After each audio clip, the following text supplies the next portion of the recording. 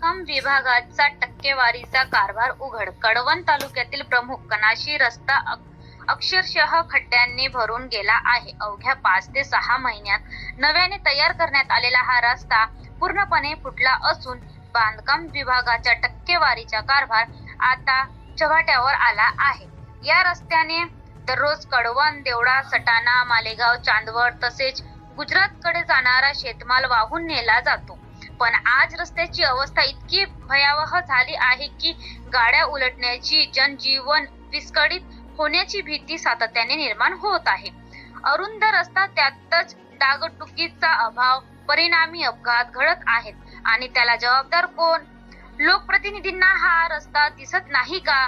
नेमके त्याच रस्त्यावरून ते कळवण मध्ये येत असतात, मग त्यांच्या नजरेआड हा रस्ता कसा राहतो? बांधकाम विभाग झोपेत आहे का की मुद्दाम दुर्लक्ष करत आहे? या रस्त्याची जबाबदारी कोण घेणार? या रस्त्याला वाली कोणीच नाही का?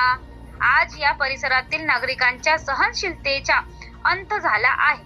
खड्ड्यांमुळे होणारे अपघात, वाहतुकीतील अडथळे आणि वेळेचा अपव्यय यामुळे संतप्त नागरिक प्रशासनाच्या निष्क्रियतेविरोधात आवाज उठवत आहेत. आता या रस्त्याची पाहणी तात्काळ करावी, नाहीतर जन आंदोलन परिहार्य ठरेल, असा इशारा स्थानिकांनी दिला आहे. प्रतिनिधी रवींद्र आहेर, स्थान, कळवण, जिल्हा नाशिक.